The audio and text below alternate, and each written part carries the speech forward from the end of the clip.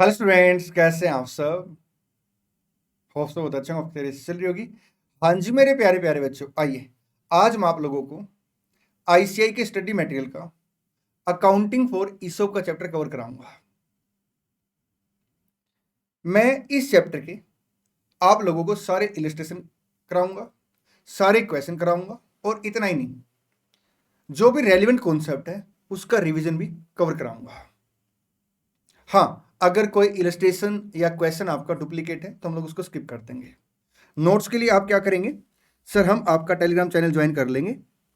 बिल्कुल सही, क्योंकि जितने भी सर इंपॉर्टेंट नोट्स है मैं सारे के सारे अपने टेलीग्राम चैनल पे शेयर करता रहता हूँ। आप इसको ज्वाइन कर लें।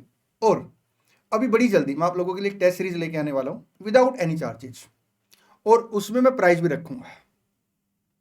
तो वो भी मैं टेलीग्राम चैनल पे शेयर करूंगा, उसकी कंप्लीट डिटेल मैं अलग से एक वीडियो बना के आपको दे दूंगा। ठीक जी सर। और वो टेस्ट लाइव टेस्ट होगा, 2 टेस्ट होंगे, 1 टेस्ट होगा, 3 टेस्ट होंगे, वो मैं आपको बता दूंगा। लेकिन जितने भी टेस्ट होंगे सर सारे सारे लाइव होंगे और आपको वो टेस्ट मेरे इसी टेलीग्राम चैनल पर मिलेंगे। एक बार जल्दी से वीडियो को सब दोस्तों के साथ शेयर कर दीजिए। आइए शुरू कर लेते हैं चैप्टर अकाउंटिंग फॉर ईसॉप। देखिए,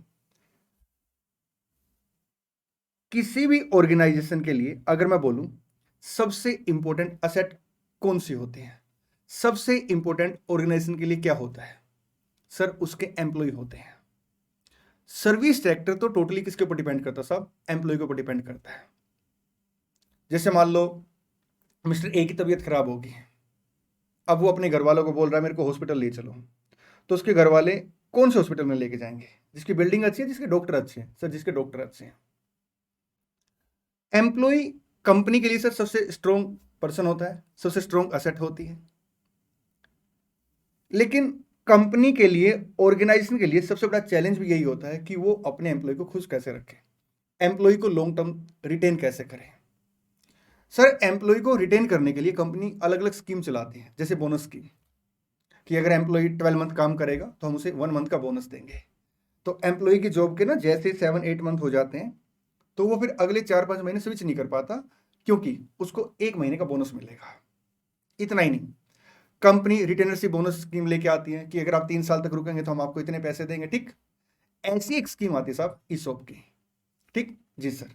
मैं ईसॉप के कॉन्सेप्ट को सर इस डायग्राम के थ्रू आपको अच्छे से समझाता हूं।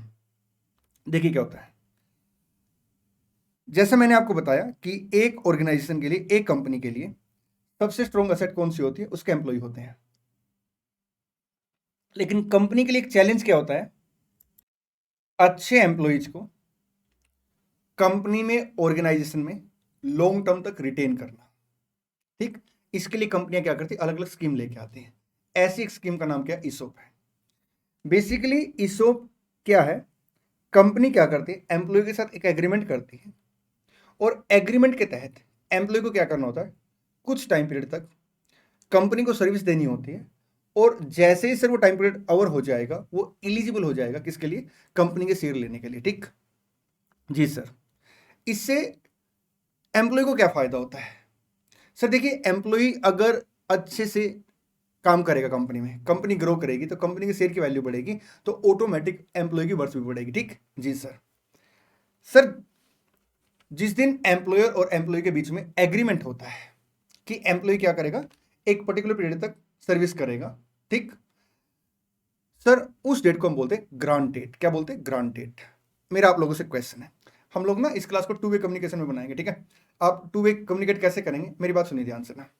मैं आपसे कोई क्वेश्चन पूछूंगा, ठीक, जब मैं आपसे कोई क्वेश्चन पूछूंगा ना तो आपने क्या करना, कमेंट बॉक्स में उस टाइम पे अपना आंसर बोलना। ठीक, इरिस्पेक्टिव ऑफ कि आपका आंसर ठीक है गलत है, आपने आंसर जरूर देना है। अगर मान लो इस टाइम पे आप आंसर में गलती भी कर दोगे ना तो कोई प्रॉब्लम नहीं है, क्योंकि अभी आपकी लर्निंग स्टेज है। एक प्यारी सी बात और, ये जो वीडियो है ये रिवीजन पर्पज के लिए, इसलिए मेरी जो बोलने की स्पीड रहेगी नॉर्मल स्पीड से थोड़ी ज़्यादा रहेगी। ठीक जी सर। बात सुनिए ध्यान से ना, एम्प्लॉयर और एम्प्लॉय के बीच में जिस डेट पे एग्रीमेंट होता है हम उस डेट को क्या बोलते हैं, ग्रांट डेट बोलते हैं। तो ग्रांट डेट पे सर एम्प्लॉयर एम्प्लॉय को क्या शेयर देता है, answer is no. Grant date पे एम्प्लॉयर एम्प्लॉय को क्या करता है साहब, एक एग्रीमेंट देता है, और एग्रीमेंट में लिखा होता है कि एम्प्लॉय क्या करेगा, इतने टाइम पीरियड तक सर्विस करेगा और उसके बाद उसे क्या मिल जाएंगे, शेयर मिल जाएंगे। प्लीज मेरे प्यारे प्यारे बच्चों इस बात का ध्यान रखना, जिस दिन एग्रीमेंट होता है उस दिन एम्प्लॉयर एम्प्लॉय को सर शेयर नहीं देता, बल्कि सर एक एग्रीमेंट देता है, और उस एग्रीमेंट को हम क्या बोलते हैं, ईसोप बोलते हैं। अगर उस डेट पे ना एम्प्लॉयर एम्प्लॉय को शेयर दे तो सर वो एम्प्लॉय स्टॉक परचेज प्लान का आपका कॉन्सेप्ट होता है, वो कॉन्सेप्ट हम अलग से डिस्कस करेंगे अपने सिलेबस में, ठीक है। चलिए, ग्रांट डेट पे एम्प्लॉयर एम्प्लॉय के बीच में एग्रीमेंट हुआ सर। एग्रीमेंट में ये मेंशन होता है कि जो एम्प्लॉय कितने टाइम पीरियड तक काम करेगा, ठीक। जितने टाइम पीरियड तक एम्प्लॉय काम करेगा उसको हम बोलते हैं वेस्टिंग पीरियड। क्या बोलते हैं, वेस्टिंग पीरियड, ठीक। वेस्टिंग पीरियड के समाप्ति पे एम्प्लॉय के पास सर राइट आ जाता है, और कंपनी के ऊपर ऑब्लिगेशन होती है कि एम्प्लॉय क्या करेगा सर, अगर शेयर लेना चाहे तो कंपनी को क्या करना पड़ेगा, शेयर देने पड़ेंगे, ठीक। क्या ये शेयर फ्री ऑफ कॉस्ट मिलेंगे, कुछ पैसे देके मिलेंगे सर, ये कुछ पैसे देके मिलेंगे, ये फ्री ऑफ कॉस्ट भी हो सकते हैं डिपेंडिंग ऑन द एग्रीमेंट, ठीक। अगर पैसे देके मिलेंगे इसको हम बोलते हैं एक्सरसाइज प्राइस, ठीक। सर मान के चलते हैं कि जिस दिन एग्रीमेंट हुआ एम्प्लॉय को उसके 3 साल तक काम करना, ठीक।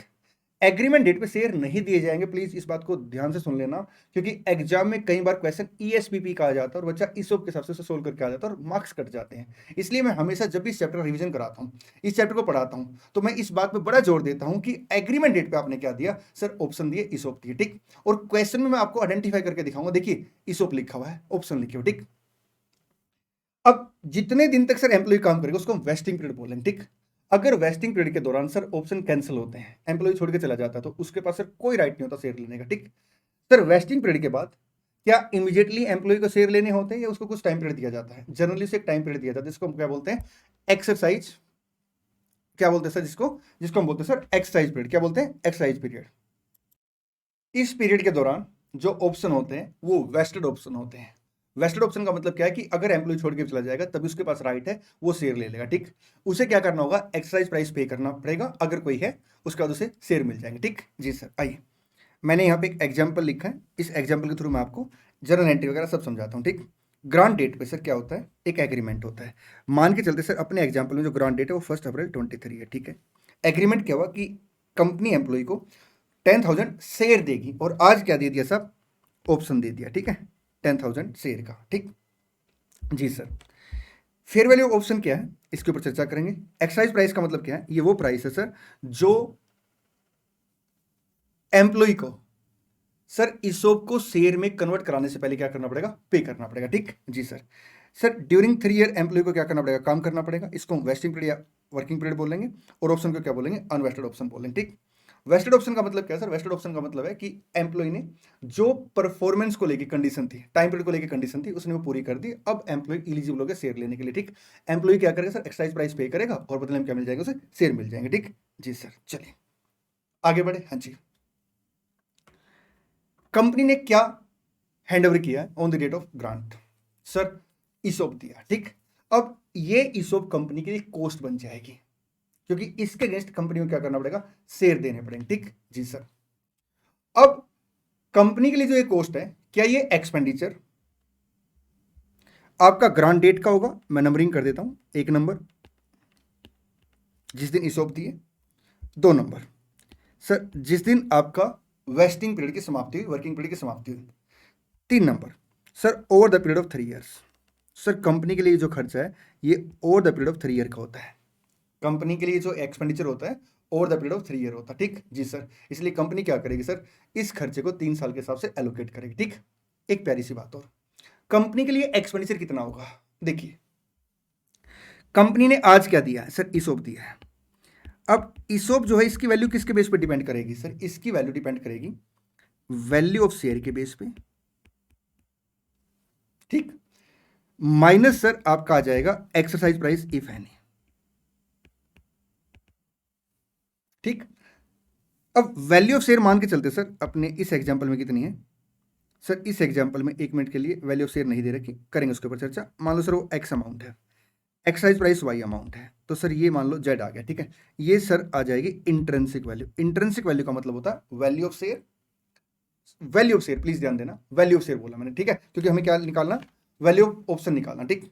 Value of share minus exercise price, ठीक। तो क्या निकल के आ जाएगा सर, ईसोप की वैल्यू निकल के आ जाएगी, इसे हम बोलेंगे इंट्रिंसिक वैल्यू, ठीक। लेकिन होता क्या सर, हमने कोई शेयर नहीं दिया आज, हमने क्या दिया, ईसोप दिया, इसलिए हम क्या करेंगे सर, जो वेस्टिंग पीरियड है उसके दौरान सर जो जो इंपैक्ट आएगा, जो जो चेंज आएंगे साथ में सर डिमांड सप्लाई का इम्पैक्ट, ठीक है, और बड़े सारे फैक्टर होते हैं, वो सारे फैक्टर कंसिडर करके सर हम लोग क्या करते हैं सर, इसमें प्लस माइनस कर लेते हैं और जो वैल्यू निकल के आती है वो फेयर वैल्यू ऑफ ईसोप निकल के आती है, ठीक।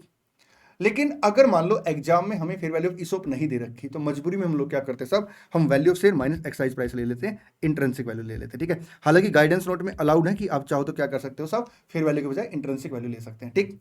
सो बात की एक बात पता क्या है एग्जाम के लिए ना, अगर ईसोप की फेयर वैल्यू दे रखी है उसे कंसिडर कीजिए, अगर ईसोप की फेयर वैल्यू नहीं दे रखी है तो हम लोग क्या करेंगे, हम इंट्रिंसिक वैल्यू शेयर कंसिडर करेंगे, ठीक जी सर। चलिए, अब जो अमाउंट आएगा कैसे आएगा सर, कंपनी के लिए जो खर्चा होगा कैसे आएगा, देखिए ईसोप कितना है sir 10,000, fair value of option कितना है 150, तो हम क्या करेंगे सर, इसे over the period of 3 year allocate कर देंगे, ठीक। मैं इसका आपको एक फॉर्मूला बता रहा हूं, आपने उस फॉर्मूले को फॉलो करना है। मैं एक काम करता हूं, मेरे को 1 मिनट दीजिए, मैं एक फॉर्मेट निकाल लेता हूं प्रॉपर। देखिए बेसिकली जो कंपनी के लिए एक्सपेंडिचर है ये 3 साल का एक्सपेंडिचर है, तो कंपनी क्या करेगी सर, टोटल एक्सपेंडिचर को 3 साल के हिसाब से एलोकेट कर देगी, ठीक है जी सर। सर फॉर्मूला क्या बनेगा, number of ESOP expected to avail into fair value of option into expire period divide by sir आपका क्या आएगा, वेस्टिंग पीरियड, ठीक। तो ये क्यूमुलेटिव अमाउंट आ जाएगा, इसमें हम लोग क्या करेंगे, जो अमाउंट हमने ऑलरेडी रिकॉग्नाइज कर रखा है उसे माइनस कर देंगे, तो करंट ईयर का सर आपका खर्चा आ जाएगा, ठीक है जी सर। इसके ऊपर सर मैं आपके साथ डिटेल में डिस्कस करूंगा कि number of ESOP expected to avail कैसे निकालें, ठीक है। अभी थोड़ी देर के लिए सर रुक जाते हैं, एक दो बातें और डिस्कस कर लेते हैं जी सर। जनरल एंट्री क्या पास करूंगा सर, मैं एंट्री पास करूंगा employee compensation expenses account debit to employee stock option outstanding account, ठीक। Employee compensation expenses account debit to employee stock option outstanding account, ये हर ईयर एंड में मैं क्या करूंगा सर, ये एंट्री पास करूंगा, ठीक। फिर जो एम्प्लॉई कंपनसेशन एक्सपेंसेस है उसे मैं क्या करूंगा, पिन अकाउंट में चार्ज कर लूंगा, ठीक। ये वेस्टिंग पीरियड के दौरान एंट्री चलती रहेगी, और सर अब वो डेट आ जाएगी जब एम्प्लॉय के पास क्या आ जाएगा, राइट आ जाएगा, किस बात का, शेयर लेने का। बट एम्प्लॉय के पास सर राइट शेयर लेने का तब आएगा जब वो एक तो वेस्टिंग पीरियड कंप्लीट कर देगा, हो गया। साथ में अगर कोई भी सर एक्सरसाइज प्राइस उसे पे करना था तो उसे वो पे करना पड़ेगा अमाउंट, ठीक। तो हम एंट्री क्या करेंगे, bank account debit to ESOP account, और फिर ESOP account debit to equity share capital to security premium, ठीक है। इक्विटी शेयर कैपिटल आएगा सर आपका फेस वैल्यू पे, ठीक जी सर। एक दो बातें और, अगर सर ईसोप कैंसिल होते हैं ड्यूरिंग एक्सरसाइज पीरियड तो वो पक्के ईसोप होते हैं, हम लोग एंट्री पास करेंगे ESOP account debit to general reserve, ठीक। लेकिन अगर during the year ESOP cancel होते तो हम उसकी अलग से कोई एंट्री पास नहीं करते, हम लोग क्या करते सब ईयर एंड पे क्यूमुलेटिव अमाउंट कैलकुलेट करते हैं और जो ओपनिंग अमाउंट है उसके साथ कंपैरिजन करते हैं, डिफरेंस सर पीएनएल अकाउंट में चला जाता है। हाँ, अगर क्यूमुलेटिव अमाउंट ऑफ ईसोप से रिड्यूस होता है तो उसको हम क्या करते हैं, as sir as question sold by ICI study material, हम लोग उससे क्या करेंगे, जर्नलिज्म में ट्रांसफर कर देंगे, ठीक। मैं क्वेश्चनों में इस बात को और डिटेल में आपके साथ डिस्कस करूंगा। एक प्यारी सी बात और, मैं ये बात आपसे ना एग्जाम्पल के थ्रू पूछता हूं क्योंकि यहां पे हाई प्रोबेबिलिटी होती है कि बच्चे से क्वेश्चन में गलती हो जाती है। हम उस बात को सर यहीं समाप्त कर लेते हैं ताकि क्वेश्चन में दिक्कत ना आए। मेरी बात को ध्यान से सुनना। एक अलग एग्जाम्पल ले रहा हूं, हमने एम्प्लॉय के साथ एग्रीमेंट किया, कब एग्रीमेंट किया सर आपने, 1 अप्रैल 23 को, ठीक। एम्प्लॉय को 3 साल काम करना था, 31 मार्च 26 तक, ठीक जी सर। मान के चलते सर 1,000 एम्प्लॉय थे, ठीक, और एक एम्प्लॉय को एक ही ईसोप मिलना था, ठीक है जी सर। अब ये जो खर्चा होगा ये कितने साल का होगा सर, 3 साल का होगा। 31 मार्च 24 को क्या होता है,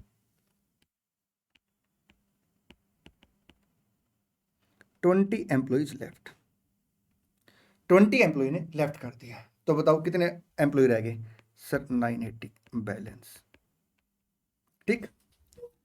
expected to leave,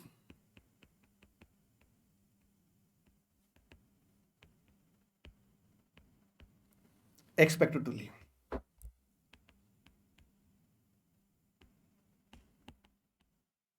30 employees in next 2 years, ठीक जी सर। अब आप ये बताइए, जब मैं 31 मार्च 24 को एक्सपेंडिचर रिकॉर्ड करूंगा तो फॉर्मूला क्या है, number of employee expected to avail, ठीक। तो मैं नंबर ऑफ एम्प्लॉय कितने कंसीडर करूंगा, 980 या 950। मैं आपको बता दूं, जल्दी से कमेंट बॉक्स में आंसर दीजिए, पहले लिख लिया, हाँ जी सर। वीडियो को पॉज करके भी आप अपना आंसर दे सकते हैं। ठीक जी सर। अच्छा, यहां पे जो आएगा ना, मैं आपको बता दूं 950 आएगा, क्योंकि सर हमारे लिए रेलिवेंट है ही नहीं कि एक साल के बाद कितने एम्प्लॉय कंपनी में रुके हुए हैं। हमारे लिए रेलिवेंट क्या है कि वेस्टिंग पीरियड के बाद कितने एम्प्लॉय ऐसे हैं जो ईसॉप के लिए एलिजिबल है। वेस्टिंग पीरियड के बाद कितने एम्प्लॉय ऐसे हैं जो ईसॉप के लिए एलिजिबल है। सर बात सुनिए ध्यान से, अगर एम्प्लॉय यहां छोड़ के चला जाएगा तो भी उसे ईसॉप नहीं मिलेगा। इसलिए सर जो ये एक्सपेंडिचर होता है ना एम्प्लॉय कंपनसेशन का, ये ईयर वाइज एक्सपेंडिचर नहीं होता, बल्कि एक cumulative expenditure year wise allocate होता है। दोनों बातों में फर्क है। अगर ये ईयर वाइज एक्सपेंडिचर होता तो फर्स्ट ईयर का एक्सपेंडिचर, फिर सेकंड का ऐड करके क्यूमुलेटिव अमाउंट, थर्ड का ऐड करके क्यूमुलेटिव अमाउंट। जबकि सर ये जो अमाउंट है ना, ये ईयर वाइज है ही नहीं। ये अमाउंट क्या है, ये ओवरऑल क्यूमुलेटिव अमाउंट है। और क्यूमुलेटिव अमाउंट को हम लोग क्या करेंगे साहब, ओवर द वेस्टिंग पीरियड से क्या करेंगे, एलोकेट कर देंगे। ठीक जी सर। आइए अब मैं आपको क्वेश्चन करा रहा हूं।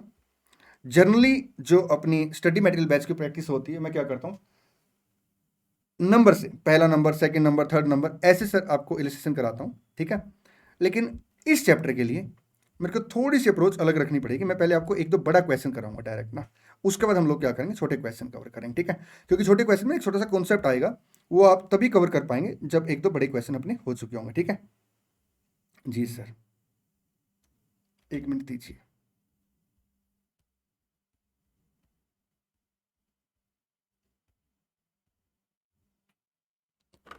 निकालेंगे इलस्ट्रेशन नंबर 2। हर इलस्ट्रेशन से पहले मैं आपको 10-20 सेकंड दिया करूंगा, ताकि आप एक बार वीडियो को पॉज करके क्वेश्चन अच्छे से पढ़ें। मैं एक बात बता देता हूं, पूरे बैच के दौरान अपना एक पैड डायलॉग रहेगा, पढ़ेगा क्वेश्चन तभी बढ़ेगा question. Some time it happen कि स्टूडेंट ना आंसर में गलती कर देता है और बाद में पता लगता है क्वेश्चन पढ़ने में गलती हो गई थी। देखिए, अगर आप आंसर कर रहे हैं ना और आंसर में गलती हो रही है, तो एक हाई प्रोबेबिलिटी होती है कि कहीं ना कहीं क्वेश्चन आपने सही से नहीं पढ़ा। क्योंकि अगर आपको क्वेश्चन का सोल्यूशन नहीं आता होगा तो आप उसका सोल्यूशन करेंगे ही नहीं। अगर आप सोल्यूशन का रेट मीन्स क्या, आपको कॉन्सेप्ट पता है, आपको क्वेश्चन भी आता है, बट कोई ना कोई लाइन ना ऊपर नीचे पढ़ने की वजह से क्या होता है, कई बार गलती हो जाती है। इसलिए हम क्या करेंगे, हमेशा क्वेश्चन को अच्छे से पढ़ेंगे। ठीक, एक बात और, इस चैप्टर के लिए सर ये कसम खा लो कि आपको क्या करना है, जो भी क्वेश्चन सोल्व करेंगे आप डायग्राम बना के सोल्व करेंगे, अलग ही लेवल की क्लैरिटी आएगी। तो आप क्या करेंगे सर, हमारे पास कॉपी पेन है, हम अपनी कॉपी के पहले पेज पे बात लिख रहे हैं कि पढ़ेगा क्वेश्चन तभी बढ़ेगा क्वेश्चन। और इस चैप्टर में हम लोग क्या करेंगे, हर क्वेश्चन के सॉल्यूशन से पहले जब क्वेश्चन पढ़ेंगे तो डायग्राम बनाएंगे। ठीक है जी सर। टेक 10 सेकंड, जल्दी से वीडियो को पॉज करके एक बार क्वेश्चन पढ़िए, फिर मिलके क्वेश्चन पढ़ते हैं। देखिए क्या लिखते हैं, ABC limited grant 1000 employee stock option on 1 April X0 at ₹40। Sir ABC ने क्या किया, 1000 ईसॉप ग्रांट किए, कब, 1 अप्रैल X0 को एट 40 का मतलब क्या है, 40 रुपये पर। 40 रुपये क्या करने पड़ेंगे सर, 40 रुपीज़ क्या करने पड़ेंगे, एम्प्लॉय को पे करने पड़ेंगे। तो सर ये क्या बन गया, एक्सरसाइज प्राइस बन गया। ठीक है जी सर। आइए डायग्राम बनाते हैं।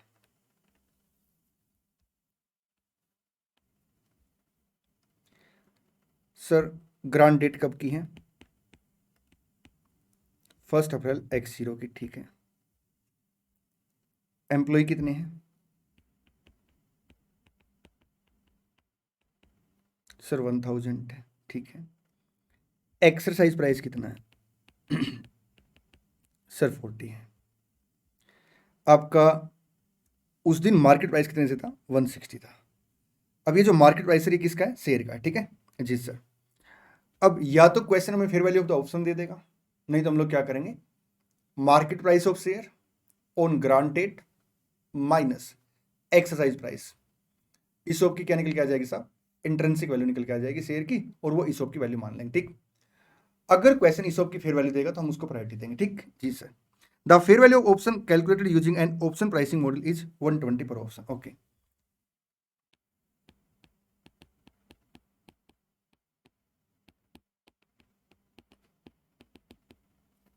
fair value of option ₹120. The vesting period is 2.5 years and the maximum exercise period is 1 year. Vesting period sir आपका 2.5 ईयर है।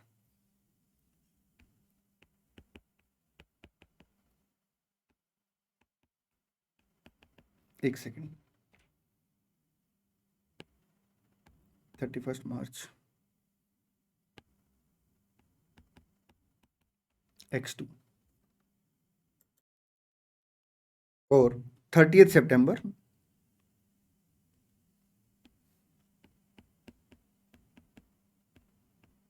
X2। ठीक जी सर, आगे बढ़ते हैं। And the maximum exercise period is 1 year. Okay, employee sir 30 सितंबर X2 के बाद 1 साल दे दिया उनको कि 1 साल तक आ सकते हैं हमारे पास, और बदले में क्या कर सकते हैं, कैश पे करके एक्सरसाइज प्राइस के बराबर और शेयर लेके जा सकते हैं। ठीक है जी सर। 300 unvested option lapse. अच्छा, ये ईसोप ही दे रखे 1000 ना, एम्प्लॉय स्टॉक ऑप्शन। सर आपने ना एक बात और बोली थी कि शेयर है या ऑप्शन है, आप हमें बताओगे। देखिए बेटा, क्लियर लिखा क्वेश्चन है ना, ABC limited grant 1000 employee stock option. अच्छा, ईसोप है सर। शेयर वाला क्वेश्चन जब आएगा तब आप कंपेरिजन करके बता दोगे? बिल्कुल बताऊंगा बेटा। तो यहाँ पे अगर आप देखेंगे तो ईसोप कितने आ गए आपके, 1000। चलिए, 300 unvested option left on 1 May X2। यहाँ पे 1 मई X2 को 300 कैंसल। ठीक है, 600 option are exercised on 30 June X3। 600 exercise, 100 vested option left at the end of the exercise period।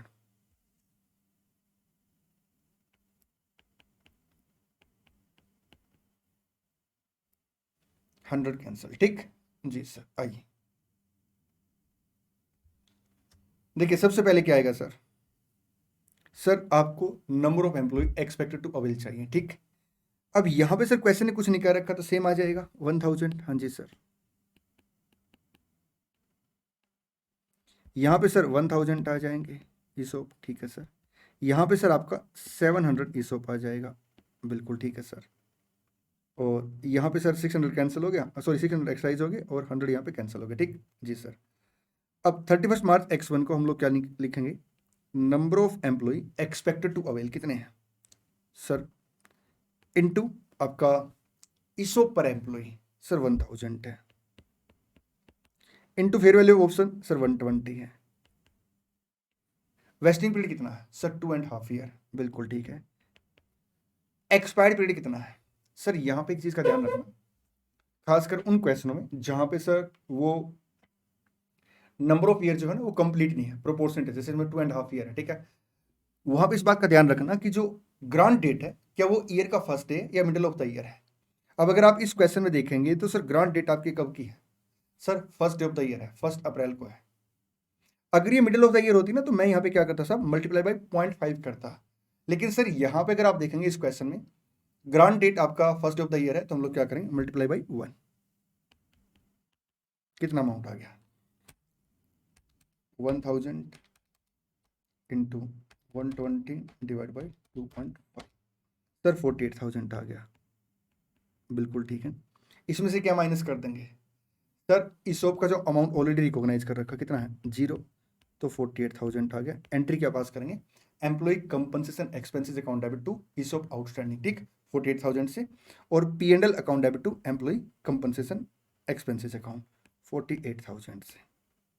चले जी सर, आइए सेकेंड ईयर में चलते हैं।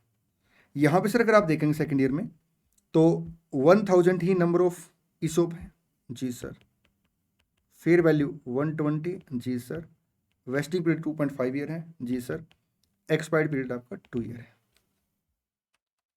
1000 इंटू 120 डिवाइड बाई 2.5 इंटू आपका 2, 96,000 आ गया, जिसमें से हम क्या करेंगे 48,000 सर ऑलरेडी आपने रिकॉग्नाइज कर रखे हैं, 48,000 आ जाएगा।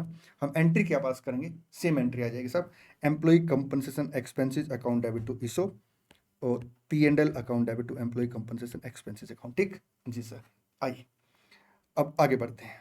सर ये देखिए, यहां पे सर क्या हुआ, 300 कैंसिल हो गए, हाँ जी। अब यहाँ पे कितने सर, 700 है। क्या हमें जो कैंसिल हुए उनकी अलग से कोई एंट्री पास करनी, हम उनकी अलग से कोई एंट्री पास नहीं करते, क्योंकि वो ऑटोमेटिक सर ईयर एंड पे एडजस्ट हो जाते हैं। ईयर एंड यहाँ पे कब आएगा सर, आपका है 31 मार्च X3, ठीक जी सर। तो कितना अमाउंट आ जाएगा, यहाँ लिख लेते हैं। Number of ESOP expected to avail sir 700, बिल्कुल ठीक है। फेयर वैल्यू पर ऑप्शन 120, ठीक है। वेस्टिंग पीरियड 2.5 ईयर और एक्सपायर्ड पीरियड 2.5 ईयर, 84,000 आ गया, बिल्कुल ठीक है सर। अमाउंट ऑलरेडी रिकॉग्नाइज कितने से है सर, 96,000 से है। अब यहाँ पे अगर आप देखेंगे सर तो 12,000 का ईसोप आपको क्या करना पड़ेगा, कैंसिल करना पड़ेगा। आप एंट्री क्या पास करेंगे sir, ESOP account debit to general reserve account, ठीक जी सर। चलिए, अब अपने पास सर जो नेट अमाउंट रिकॉर्ड है वो 700 का है, चेक करें जी सर। 700 इंटू आपका 120, 84,000, ठीक। आप ऐसे चेक कर सकते हैं, 48,000 पहले साल आपने रिकॉर्ड किया, 48,000 सेकंड ईयर में रिकॉर्ड किया, और 12,000 सर आपने रिवर्स कर दिया, तो नेट अमाउंट सर आपका 84,000 आ गया, ठीक जी सर।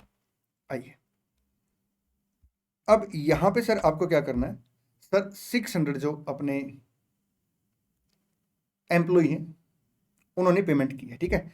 मैं ये एंट्री आपको यहाँ पे पास कराता हूँ। सबसे पहले सर हम क्या एंट्री पास करेंगे सर, देखिए employee stock option account debit, मैं एब्रीवेशन यूज कर लेता हूँ, आपने एग्जाम में एब्रीवेशन यूज नहीं करनी, ठीक है, क्योंकि मैं यहाँ पे आपको रिवीजन करा रहा हूँ। ईसोप अकाउंट डेबिट कितने से आएगा सर, सर 84,000 से नहीं, 84,000 आपका 700 ईसोप का अमाउंट है, हमें सर 600 ईसोप का अमाउंट चाहिए। या तो 84,000 डिवाइड बाई 700 इंटू 600 आएगा, या फिर क्या आएगा सर 600 इंटू 120 पर ईसोप जो एक्सपेंडिचर है, ठीक है, 72,000 से आएगा।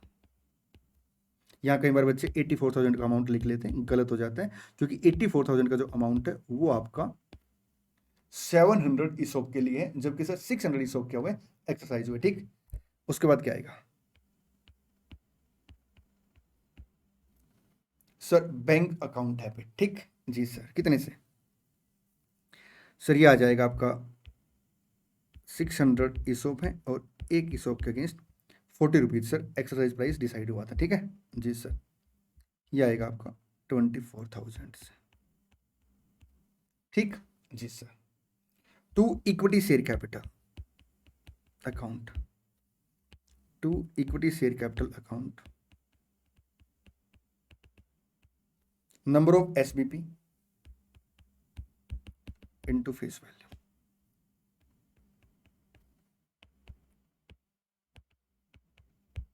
To security premium balancing figure, या फिर ऐसे कर सकते हैं 120 प्लस 40 माइनस 10, ठीक, इंटू आपका 600। 120 सर आपने अमाउंट रिकॉर्ड किया एज ए एक्सपेंडिचर, 40 आपने सर रिसीव किया है, 10 सर फेस वैल्यू में चला गया, ठीक है जी सर। बाकी आ जाएगा सर ये आपका 90,000। चले आगे, हाँ जी सर। आइए, अब अगर आप यहाँ पे देखेंगे सर तो 100 ईसोप आपने क्या किया, कैंसिल कर दिया है। अब ये 100 का अमाउंट कैसे निकलेगा, एंट्री क्या पास करेंगे सर, एंट्री पास करेंगे ESOP account debit to general reserve account. कितने से सर, ये एंट्री आएगी अपनी 84,000 का अमाउंट था, 700 के बराबर, 100 के बराबर कितने से आएगा 6,000, नहीं सॉरी 12,000।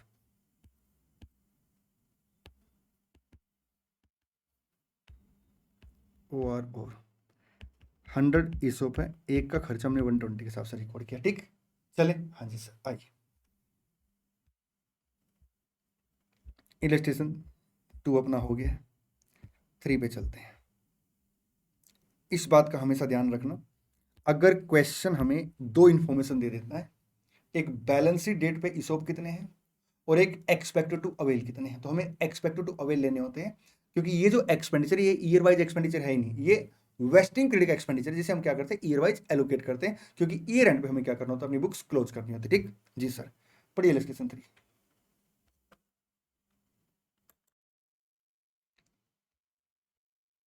चलिए, मैं आपके साथ इलस्ट्रेशन 3 पढ़ूंगा, लेकिन उससे पहले मेरा एक क्वेश्चन आप लोगों से। हम एम्प्लॉय कंपनसेशन एक्सपेंसेस को किस डेट पर रिकॉर्ड करेंगे? हम एम्प्लॉय कंपनसेशन एक्सपेंसेस को किस डेट पर रिकॉर्ड करेंगे? आराम से सोच के बताइए। जिस डेट पर वेस्टिंग पीरियड समाप्त होता है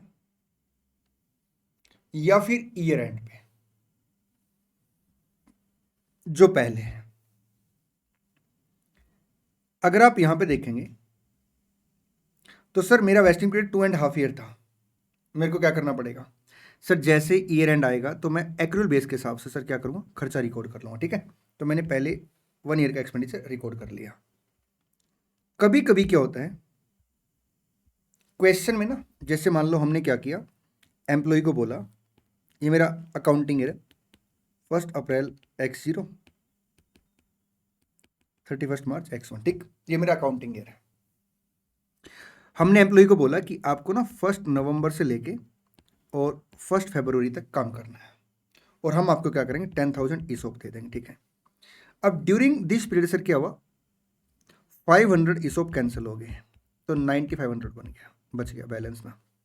तो जो मैं एक्सपेंडिचर रिकॉर्ड करूंगा, क्या मैं 10,000 पे रिकॉर्ड करके 500 पे कैंसिल करूंगा, या रिकॉर्ड ही मैं 9500 पे करूंगा?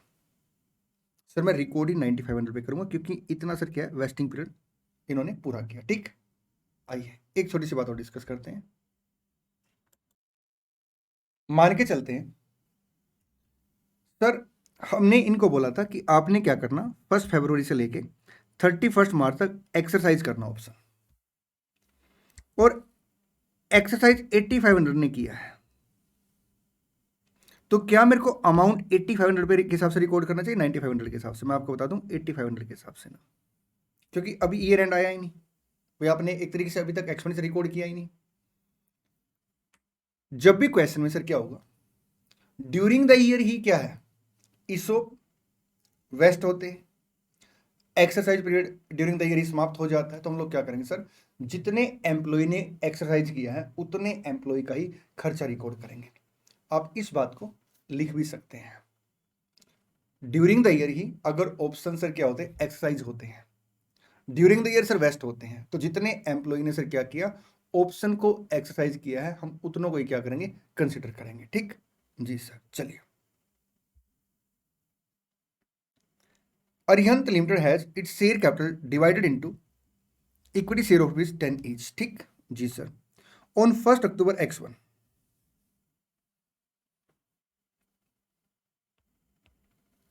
सर ये अकाउंटिंग ईयर है 1 अप्रैल X1 से, ठीक है, और यहां पे अगर आप देखेंगे तो 31 मार्च X2। सर 1 अक्टूबर को क्या हुआ, 20,000 हमने क्या किया, एम्प्लॉय स्टॉक ऑप्शन दिए 50 के हिसाब से, और मार्केट प्राइस कितना था 120 था। ठीक है, 1 अक्टूबर को 20,000 ESOP। ठीक, the fair value of the option calculated using an option pricing model is 70 पर option. Okay,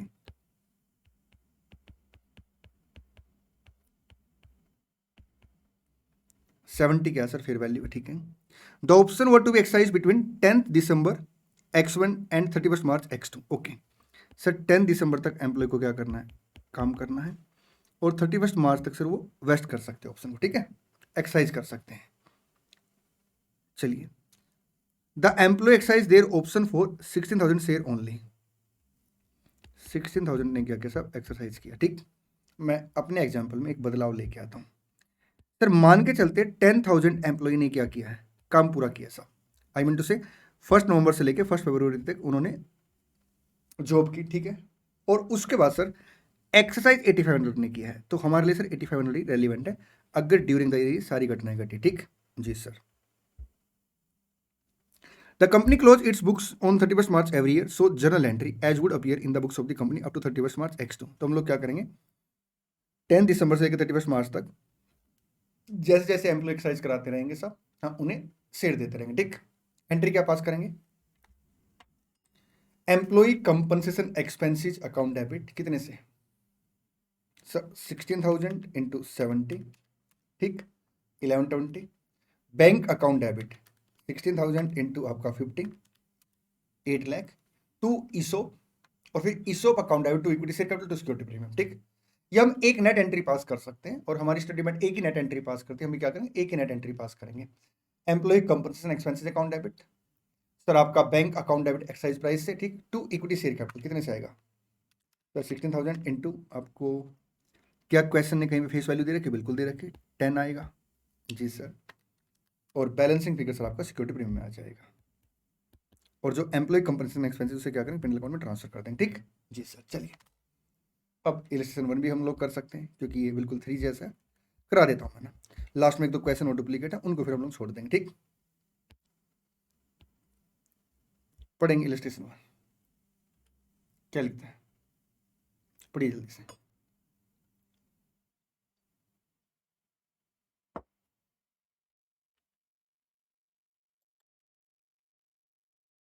A company has its share capital divided into share of rupees 10 each, ठीक है जी सर।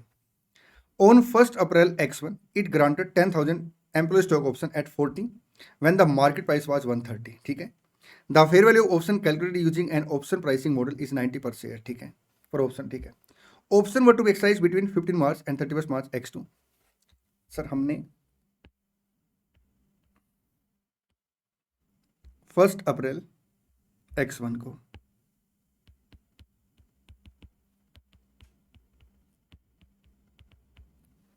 10,000 ईसोप दिए हैं, जो कि एक्सरसाइज करने कब से कब तक,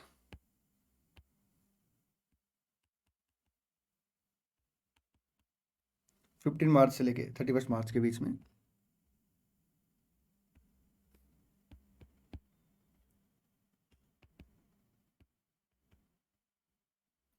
टू बी एक्सरसाइज, ठीक है। The employee exercise their option for 9500 share only. Sir 9500 ने क्या किया, एक्सरसाइज किया option. The remaining option lapse, ठीक है, रिमेनिंग ऑप्शन खत्म हो गए। The company close its books on 31 March every year. अपनी एंट्री पास करनी, तो पहली एंट्री क्या बनेगी सर, बैंक अकाउंट डेबिट कितने से, सर ये आ जाएगा आपका 9500 इंटू 40, 380 जी sir. Employee compensation expenses account debit 9500 into 90, 855, ठीक। To equity share capital sir 10 के हिसाब से, बैलेंसिंग फिगर सिक्योरिटी प्रीमियम आ जाएगा। और जो आपका एम्प्लॉय कंपनसेशन एक्सपेंसेस से आप क्या करेंगे, P&L अकाउंट में ट्रांसफर कर देंगे, ठीक जी सर। चलिए आगे बढ़ते हैं, इलस्ट्रेशन नंबर 4 पढ़ेंगे, पढ़िए जल्दी से।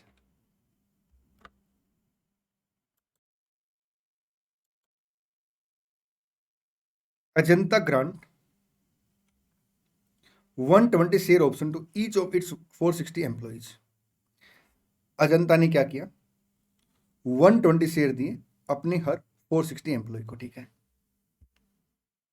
मान के चलते सर ये अपनी ग्रांट डेट है, ठीक है। इस पे सर नंबर ऑफ एम्प्लॉय अपना 460 है, ईसोप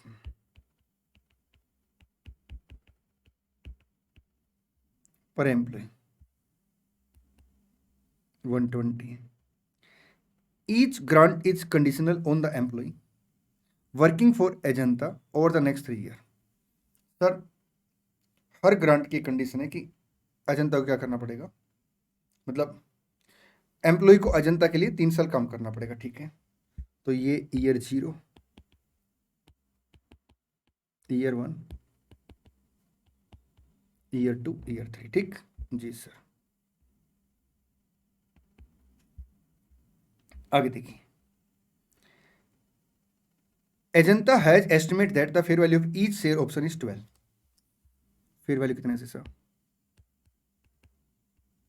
12 से।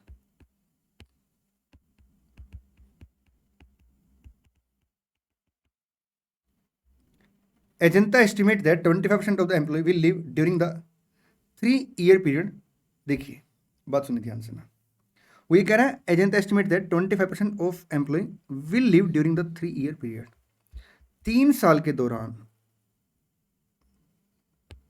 25%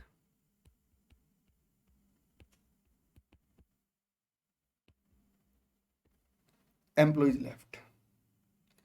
सर 25% एम्प्लॉय क्या करेंगे, छोड़ के चले जाएंगे। कब? Over the period of 3 years. यहां पे अगर ये पर एनम होता ना तो हम 3 बार माइनस करते हैं फिर इसको ना, ठीक, और पहले ईयर से ही माइनस करते हैं, पहले ईयर में ही 3 बार माइनस करते हैं। क्यों? क्योंकि हमें ultimate number of employee expected to avail चाहिए साहब, ठीक। But over the period of 3 year sir यहाँ पे 25% एम्प्लॉय ने लेफ्ट किया है, तो क्या आएगा? 460 माइनस 25%, 345 एम्प्लॉय आएंगे। 345 एम्प्लॉय आएंगे। एक सेकंड का,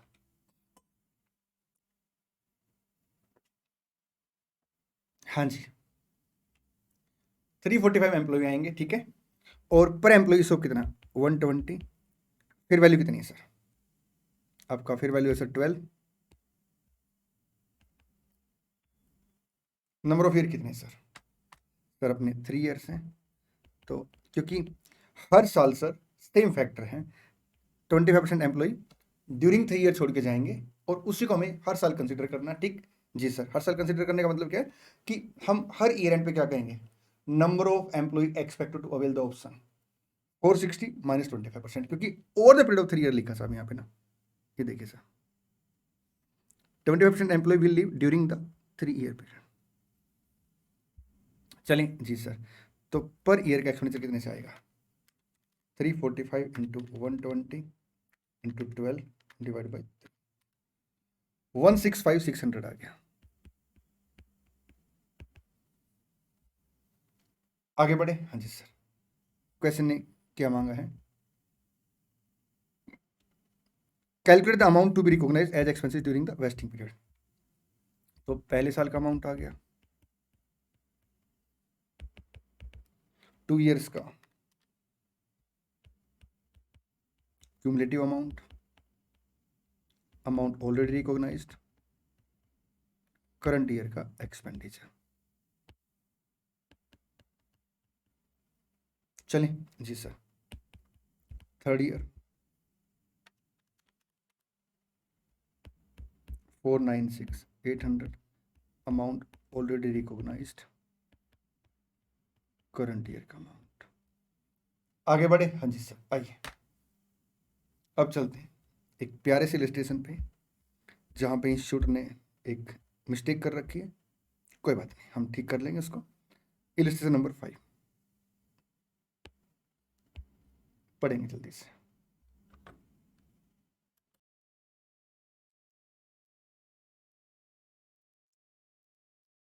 देखिए क्या लिखता question. P Limited granted option for 8,000 equity share of nominal value of ₹10 on 1st October। Please ध्यान देना यहाँ पे सर ना first day of the year पे ऑप्शन ग्रांट नहीं किए हैं, मतलब ऑप्शन के लिए एग्रीमेंट नहीं किया, बल्कि कब किया है sir? Middle of the year में, 1 अक्टूबर। X0 एट ₹80, मतलब ₹80 किसको पे करने पड़ेंगे सर? एम्प्लॉय को पे करने पड़ेंगे। The market price was ₹170। उस दिन मार्केट प्राइस कितनी थी? 170 थी। Fair value per option is ₹90, ठीक है। The vesting period is 4.5 year. आइए एक बार इतनी चीजें डायग्राम पे लिखते हैं। 1 अक्टूबर X0 को बोलिए ग्रांट डेट कब की है? 1 अक्टूबर X0, ठीक है। कितने ईसोप दिए? Granted option for 8,000 equity share,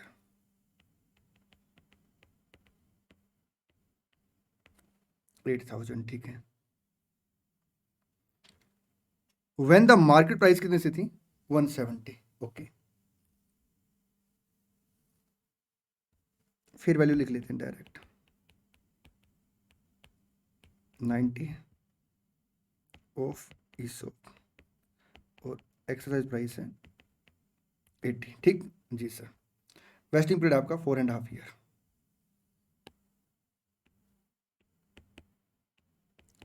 31 March X1,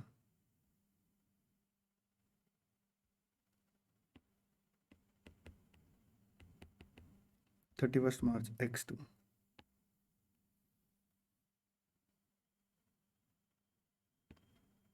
31st March X3,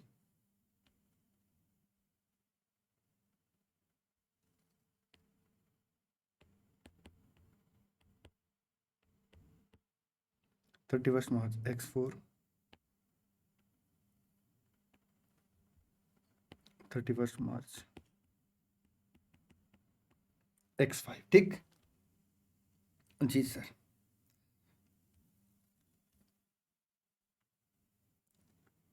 आगे लिखते हैं the vesting period is 4.5 year, 4000 unvested option lapsed on 1st December X2, 1st December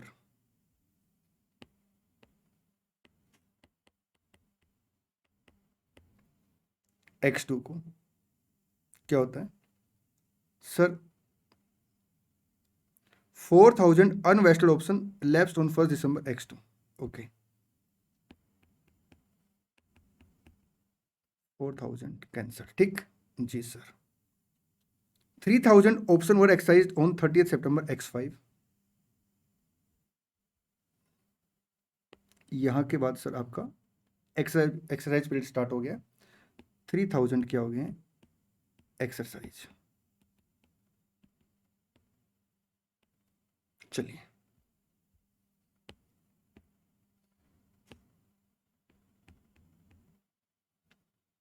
आगे देखिए क्या लिखते हैं। 3000 option were exercised on 30th September X5 and 1000 vested option lapsed at the end of the exercise period। ठीक जी sir. Entry pass करनी है आपने ना, और यहाँ पे सर 1000 आपके क्या हो गए कैंसल्ड। ये यहाँ के बाद सर है आपका वेस्टेड ऑप्शन। एक सेकेंड, क्या है wasted option.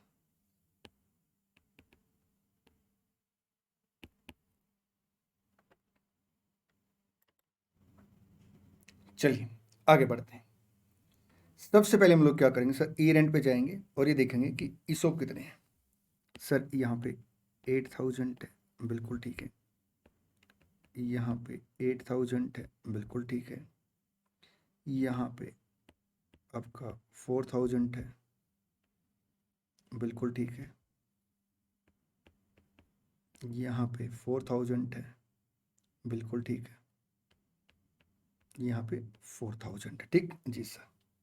31st March X1 को देखिए, number of ESOP expected to वेल कितने से है sir? 8000 into fair value sir 90 divide by 4.5 into 0.5।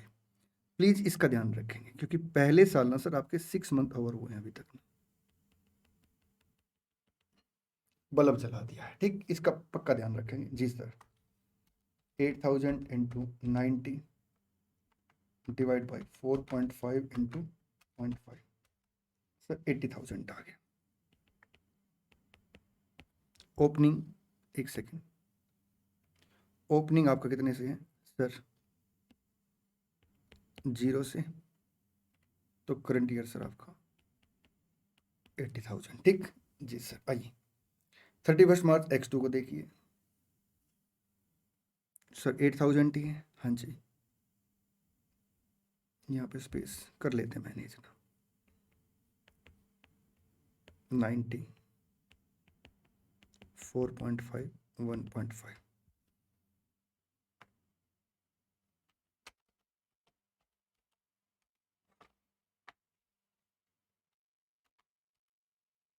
240। Entry क्या पास करेंगे पहले साल? दोनों ईयर की एंट्री एक साथ बता देता हूँ। 160 एंट्री पास करेंगे। Employee compensation expenses account debit to ESOP, P&L account debit to employee compensation expenses. First year में 80,000 आ जाएगा और सेकेंड ईयर में सर आपका 160 आ जाएगा। चलिए अब चलते थर्ड ईयर में।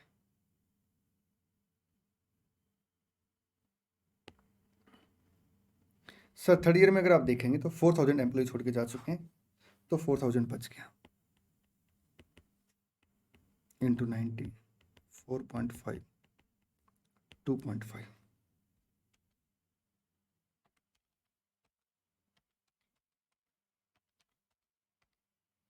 सर 2 लाख का अमाउंट आ गया, 240 आपने ऑलरेडी रिकॉर्ड कर रखा था, तो 40,000 सर आपका जर्नलिज्म में चला जाएगा। ठीक, स्टडीमेट ने क्या कर रखा सर, या तो हर जगह वो ये प्रैक्टिस फॉलो करें कि आपका जैसे इस क्वेश्चन में फॉलो कर रखी है कि करंट ईयर का अमाउंट 120, मतलब ऐसे है, ऐसे बोलता हूँ, जो अभी तक 4,000 पे अमाउंट रिकॉर्ड कर रखा है उसे वो जर्नलिज्म में लेके जाए और करंट ईयर के अमाउंट को पीनल अकाउंट में लेके जाए। कैसे, देखिए 240 का अमाउंट है 8,000 के लिए, जी सर, डिवाइड बाय 8,000 इंटू 4,000, 120 इसे जर्नलिज्म में भेज रखा है इस क्वेश्चन में, जो कि गलत है। या तो हर क्वेश्चन में ऐसा करें, हर क्वेश्चन में इंस्टीट्यूट क्या कर रहा है सर, क्यूमुलेटिव बैलेंस निकाल के ओपनिंग से कंपैरिजन करके डिफरेंस अगर रिड्यूस हो रहा सर तो जर्नलिज्म में लेके जा रहा है। ठीक है, तो मेरे प्यारे प्यारे बच्चों, यहाँ पे अगर आप देखेंगे तो ये एंट्री आपकी गलत है, ये एंट्री आपकी गलत है, और इसका जो अमाउंट है सर आपका 40,000 से आएगा। प्लीज इसको ठीक कर लें। चलिए आगे, हाँ जी सर, चलिए आगे बढ़ते हैं। 31 मार्च X4 को 4,000 इंटू 90, 4.5, 3.5,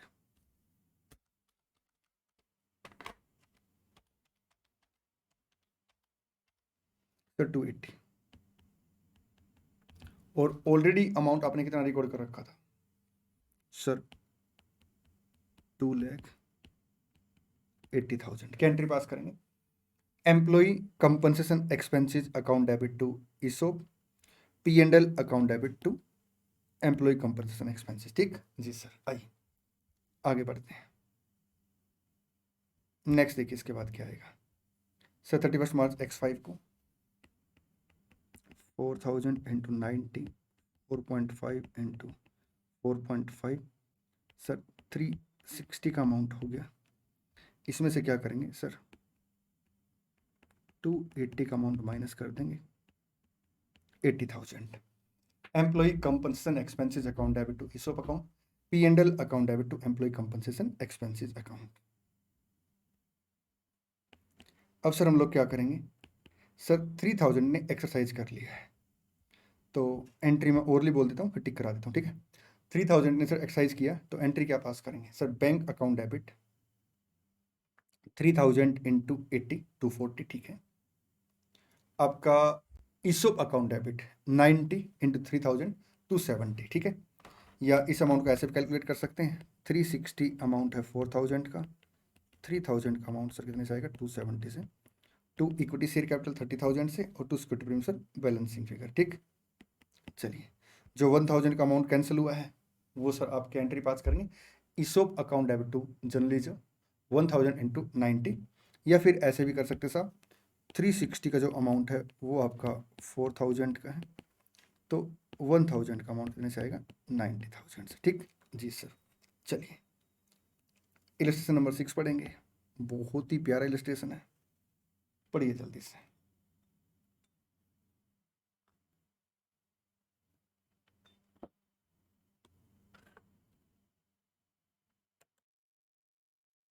आइए, इलस्ट्रेशन 6 डिस्कस करने से पहले एक मैं आपके साथ बेसिक्स एग्जांपल डिस्कस करूंगा, उसके बाद हम लोग क्या करें, इलस्ट्रेशन 6 डिस्कस करेंगे। ठीक है, जी सर। देखिए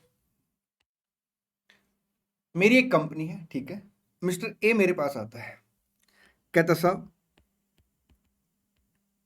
मेरे को जॉब करनी है। मैंने कहा ठीक है जी करो, कोई दिक्कत नहीं है। कहता सर मैं आपकी कंपनी को ना बिल्कुल हाई लेवल पे लेके चला जाऊंगा। मैंने कहा बहुत बढ़िया जी, और बताओ। कह रहा सर बदले मेरे को क्या मिलेगा। मैंने कहा ये एक काम करते हैं, एक फॉर्मल मीटिंग कर लेते हैं इसके लिए ना। उसने कहा ठीक है।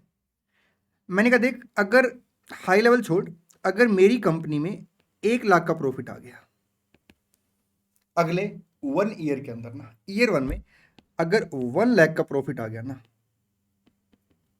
तो मैं आपको 1,000 ईसॉप दूंगा, मैं आपको 1,000 ईसॉप दूंगा। ठीक है, यस लिख देता हूँ। अगर प्रॉफिट आ गया यस, तो मैं आपको 1000 ईसोप दे दूंगा, ठीक है। उसने कहा ठीक है सर। मैंने कहा मान लो, बेटा बड़े ध्यान से एग्जाम्पल सुनना, क्योंकि इस एग्जाम्पल के बेस पे क्वेश्चन 6 आपका हो जाएगा और सबसे आसान क्वेश्चन आपको यही लगेगा, ठीक है जी सर। मैंने कहा मान लो अगर आप 1 लाख का प्रॉफिट अचीव नहीं कर पाए तो क्या मैं ईसोप कैंसिल कर दूं? कहता सर ये तो नुकसान हो जाएगा। मैंने कहा आप ही कूद रहे थे कि मैं कंपनी को हाई लेवल पे लेके जाऊंगा,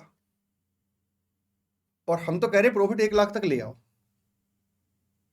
उसने कहा ठीक है सर, आप एक काम कर लो, एक मौका और दे दो। अगर मैं ईयर 1 में टारगेट पूरा नहीं कर पाता तो एक मौका और दे दो। हमने कहा ठीक है जी। फिर ईयर 1 एंड ईयर 2 में ना, ये ईयर 2 है, ठीक है, क्यूमुलेटिव प्रॉफिट हमें 190 का अचीव करके दिखा देना। अगर आप ऐसा करते हैं, यस, अगर आप ऐसा करते हैं तो हम आपको 1000 ईसोप दे देंगे। और अगर आप ऐसा नहीं कर पाते हैं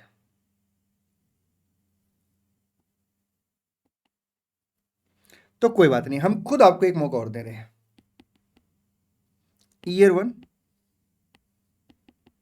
ईयर 2 एंड ईयर 3 में क्यूमुलेटिव प्रॉफिट हमें 285 का अचीव करा देना। चलो 275 कर दिया, और बोलो आप। उसने कहा ठीक है सर। हमने कहा अगर आप ऐसा करते हैं 275 का प्रॉफिट आता है कितने साल का? 3 साल का। तो हम क्या करेंगे, आपको 3 साल के बाद 1000 ईसोप दे देंगे। और अगर आप ऐसा नहीं कर पाते हैं तो भैया फिर हम ईसोप को क्या करेंगे, कैंसिल कर देंगे। उसने कहा ठीक है जी। एक बार पूरी स्टोरी समझिए। अगर टारगेट ईयर 1 में अचीव होता है तो हम क्या करेंगे सर, आप उसे 1000 ईसोप दे देंगे। अगर टारगेट ईयर 1 में पूरा नहीं होता है, अगर टारगेट ईयर 1 में पूरा नहीं होता है तो सर आप उसे क्या करेंगे, 2 ईयर का टारगेट दे देंगे। क्या करेंगे, 2 ईयर का टारगेट दे देंगे, और 2 ईयर के अंदर उसने 190 का प्रॉफिट कमाना है। अगर 2 ईयर में वो 190 का प्रॉफिट कमा लेता है तो 1000 आप उसे ईसोप दे देंगे, नहीं तो फिर टारगेट 3 ईयर्स का उसे क्या करना पड़ेगा, 275 का प्रॉफिट कमा के देना पड़ेगा। अगर 3 ईयर में टारगेट अचीव कर लेता तो 1000 ईसोप दे देंगे, नहीं तो क्या होगा, ईसोप कैंसिल हो जाएंगे, ठीक है। ये पूरी स्टोरी है। मेरा पहला क्वेश्चन, इस एग्जाम्पल में वेस्टिंग पीरियड कितना है? 1 ईयर, 2 ईयर या 3 ईयर? इस एग्जाम्पल में वेस्टिंग पीरियड कितना है? कमेंट में लिखो ना बेटा, कोई दिक्कत ही नहीं है। वीडियो को पॉज करो, कमेंट में लिखो, फिर आगे बढ़ो। हम 2 वे कम्युनिकेशन रखेंगे, ठीक है जी सर। मैं आपको बता दूं सर, बताओ ना, यहां पे वेस्टिंग पीरियड फिक्स है ही नहीं, सब्जेक्टिव है। सब्जेक्टिव कैसे, इस मुद्दे पे मैं आपके साथ डिस्कस करूंगा। एक बार इससे पहले एक काम करते हैं, जो हमने पहले क्वेश्चन किए ना, एक बार उन पे चलते हैं। ये देखिए, इससे पहले वाले इलस्ट्रेशन अगर आप देखेंगे, vesting period is 4.5 year. Vesting period fix दे रखा है। Vesting period is 3 years. एक सेकेंड, ये देखिए 3 ईयर्स फिक्स दे रखा है। क्या यहां पे वेस्टिंग पीरियड फिक्स है? नहीं सर, सब्जेक्टिव है। सब्जेक्टिव कैसे है, अगर वो टारगेट 1 साल में पूरा कर लेता तो 1 साल का वेस्टिंग पीरियड बन गया। अगर वो टारगेट 2 साल में पूरा करता है तो 2 साल का वेस्टिंग पीरियड बन गया।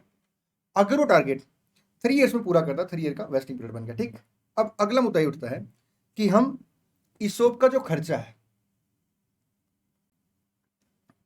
उसे कैसे एलोकेट करेंगे। ईसोप का जो एक्सपेंडिचर है उसे हम कैसे एलोकेट करेंगे, ठीक जी सर। सुनिए मेरी बात ध्यान से ना, आपने आंसर देना है, मैं कुछ क्वेश्चन पूछूंगा। पहला क्वेश्चन, मान के चलते हैं उसने टारगेट ना पहले साल ही प्रॉफिट का अचीव कर लिया। 1,05,000 प्रॉफिट हमारी कंपनी ने कमाया है। अगर हमारी कंपनी ने 1,05,000 का प्रॉफिट कमाया है तो बताइए उसे ईसोप कब मिलेंगे? सर आप उसे ईसोप 1 साल के बाद ही दे दोगे, ठीक है। जो ईसोप का खर्चा है उस खर्चे को मैं 1 साल में रिकॉर्ड करूंगा, 2 साल में रिकॉर्ड करूंगा, 3 साल में रिकॉर्ड करूंगा। सर आप उसे 1 साल में ही रिकॉर्ड कर लेंगे, क्योंकि एम्प्लॉय ने सर अपना टारगेट पूरा कर लिया और आपने उसको ESOP दे दिया। बिल्कुल ठीक है। अगर मान लो पहले साल टारगेट अचीव नहीं हो पाता, मेरे साथ साथ बोलेंगे, अगर टारगेट पहले साल अचीव नहीं हो पाता तो क्या करेंगे? सर अगर टारगेट अचीव नहीं हो पाता तो हम एम्प्लॉय को 1 साल और देंगे। प्लीज ध्यान देना, ईयर 1 में अगर टारगेट अचीव हो जाता है तो वेस्टिंग पीरियड 1 साल बन गया। अगर ईयर 1 में सर टारगेट पूरा नहीं हो पाता है तो वेस्टिंग पीरियड 2 साल बनेगा, ना कि 3 साल। क्यों सर 3 साल वेस्टिंग पीरियड है? कहां है 3 साल वेस्टिंग पीरियड? सब्जेक्टिव मैटर है। पहले साल टारगेट अचीव किया तो 1 साल, पहले साल टारगेट अचीव नहीं किया तो गो for second year. Third year की बात कब आएगी? जब सेकंड ईयर में टारगेट अचीव नहीं कर पाएगा। थर्ड ईयर की बात कब आएगी? जब सेकंड ईयर में भी टारगेट अचीव नहीं कर पाएगा। बनी बात? हाँ सर। तो हम पता क्या करेंगे, पहले साल टारगेट अचीव, पूरा एम्प्लॉय कंपनसेशन एक्सपेंसेस 1 साल में रिकॉर्ड कर लेंगे। पहले साल टारगेट अचीव नहीं हुआ तो 2 साल के हिसाब से उसे एलोकेट करेंगे। फिर सेकंड ईयर में जाएंगे, टारगेट अचीव, 2 साल के हिसाब से एलोकेट, टारगेट नॉट अचीव्ड, फिर 3 इयर्स के हिसाब से क्या करेंगे? एलोकेट करेंगे। ये एक सब्जेक्टिव क्या है? Vesting period. ठीक। अब ये क्वेश्चन अगर आप करेंगे तो इससे आसान कोई क्वेश्चन आपको नहीं लगेगा, क्योंकि यहाँ पे बच्चों को ना वेस्टिंग पीरियड को लेकर थोड़ी सी कंफ्यूजन रहती है, और अब वो कंफ्यूजन बिल्कुल पूरी तरह से दूर हो जाएगी। आइए, अगर आपके किसी भी दोस्त को कहीं से भी क्लासे ले रखी है उन्होंने, अगर इस पर्टिकुलर इलस्ट्रेशन में दिक्कत है तो उनको आपने क्या करना, इस वीडियो को शेयर करना है। वैसे तो सबके साथ शेयर कर देना, ठीक है जी सर। और आपने हाईली रिकमेंड करना कि पहले स्टूडेंट क्या करे, इस एग्जाम्पल को सुने, ठीक है, उसके बाद इस क्वेश्चन पे आए। देखिए क्या लिखता है question. C limited grant 100 stock option to each of its 1000 employee on 1 April X1 ₹4.20। ₹4.20 का मतलब क्या है यहाँ पे सर? 20 रुपीज पे, मतलब एक्सरसाइज प्राइस आपका 20 है, ठीक है।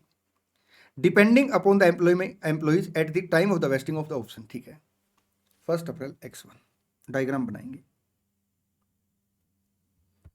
सर क्या हम एग्जाम में डायग्राम बना सकते हैं? तो बिल्कुल बनाएं, वर्किंग नोट में बनाएं। लेकिन 1 अप्रैल X1, ठीक। नंबर ऑफ एम्प्लॉय कितने हैं sir? 1000।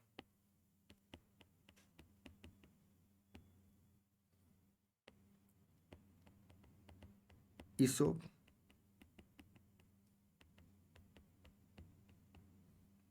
1 lakh. Exercise price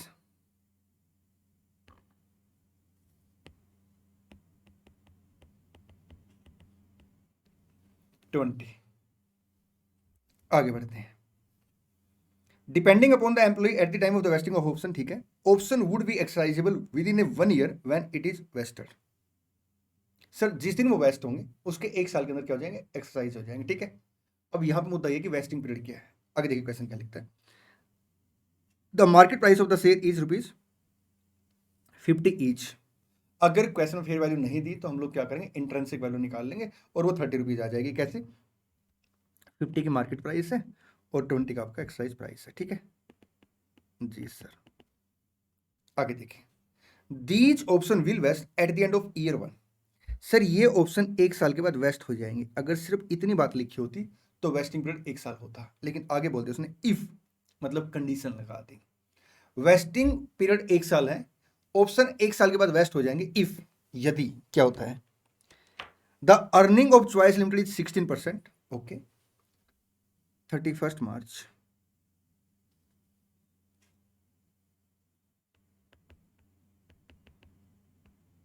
X2 earning 16%, yes western. देखो ये लिखा हुआ है, these option will vest at the end of year 1 if the earning of choice limited is 16%, ठीक है। अगर अर्निंग कितनी 16% है, और it will vest at the end of the year 2 अगर टारगेट अचीव नहीं हो पाता अर्निंग का। एक सेकेंड, नो, टारगेट अचीव नहीं हो पाता, बल्कि ऐसा लिखते हैं नो, ठीक, गो फॉर सेकेंड ईयर।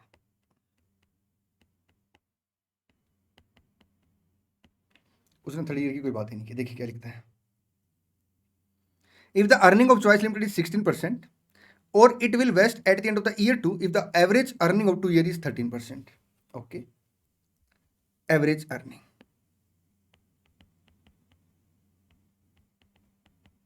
13%। अब आप मेरी बात सुनिए, पहले साल अर्निंग अगर 16% होगी तो एक साल में सर हम लोग क्या करेंगे, एम्प्लॉय कंपनसेशन एक्सपेंसेस पूरा रिकॉर्ड कर लेंगे। ठीक है, अगर पहले साल में अर्निंग सर 16% जो है वो नहीं हुई तो फिर हम लोग क्या करेंगे, एम्प्लॉय कंपनसेशन एक्सपेंसेस को 2 ईयर के हिसाब से एलोकेट करेंगे, क्योंकि ईयर 1 में sir either vest after 1 year और गो फॉर सेकंड ईयर। ठीक जी sir, average earning 13%, yes.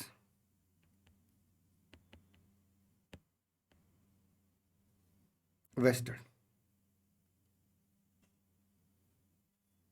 If the earning of choice limited is 16%, ठीक है, और it will vest at the end of the year 2 if the average earning of 2 year is 13%। या फिर sir क्या होगा, ये सेकंड ईयर के एंड में क्या होगा, वेस्ट होगा, अगर एवरेज अर्निंग क्या है 2 ईयर की 13% है। ठीक है, और लास्टली नो,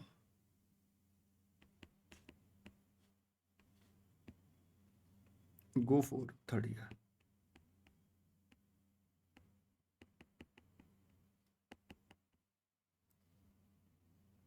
क्या लिखते हैं, और lastly it will vest at the end of the third year if the average earning of 3 year will be 10%। Otherwise sir ये कैंसिल हो जाएगा।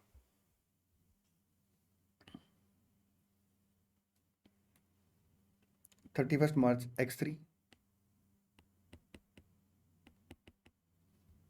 31 मार्च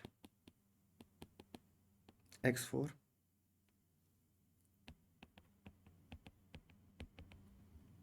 average earning 10%,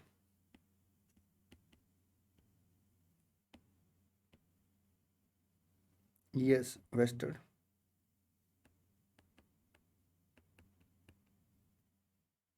no cancelled।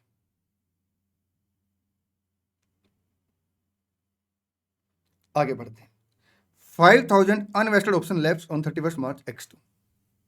Sir यहाँ पे क्या हुआ, अगर आप देखेंगे तो 1 लाख इसोप है, हाँ जी, 5000 कैंसल्ड है तो 95,000 बैलेंस आ गया। ठीक है, 4000 unvested option left on 31 March x3, 4000 cancel है तो बैलेंस 91,000 आ गया। बिल्कुल ठीक है, आगे, and finally 3500 unvested option left on 31 March x4, 3500 cancel है तो बैलेंस कितने से आएगा, 87,500 से आएगा। लेकिन मैं हमेशा रिकमेंड करता हूँ कि आप कैलकुलेटर यूज करें, क्योंकि कई बार क्या होता है कि हम ना कैलकुलेटर यूज नहीं करते और हल्की सी एक मिस्टेक हो जाती है साहब, जिससे पूरा क्वेश्चन अपना बिगड़ जाता है। अब इसके एक साल के अंदर सर क्या कर सकते हैं, आप वेस्ट कर सकते हैं। ठीक है, आगे देखिए क्या लिखता है, consider fair value per option 30। Okay, fair value 30 है। ठीक है, following were the earning of the choice limited is in the last 3 year.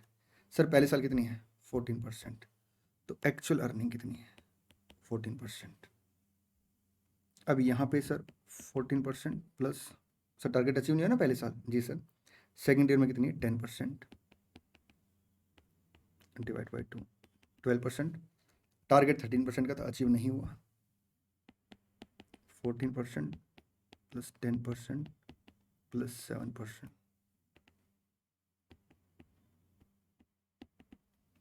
10.33%। ठीक, चलें, हाँ जी sir, 850 employee exercise their vested option. Sir 850 employee ने क्या किया, अपने ऑप्शन को वेस्ट कर लिया विद इन ए ईयर। ठीक है, and remaining option were exercise eight the end of the contractual life. ठीक है, आपने एंट्री पास करनी, ये देखिए सर 85,000 आ जाएगा, जो कि पर एम्प्लॉय 100 ईसोप है। हाँ जी सर, ये आपके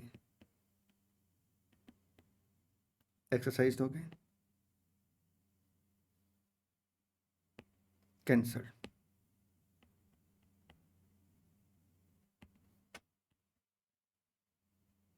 87,500 माइनस 85,000 2500, ठीक।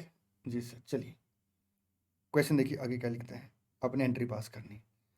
सबसे पहले क्या करेंगे सर, 31 मार्च x2 को पहुंचेंगे। कितने ईसोप एक्सपेक्टेड टू अवेल है sir? 95,000। Fair value sir 30। Vesting period 3 year. Expired period sir आपका 1 ईयर है।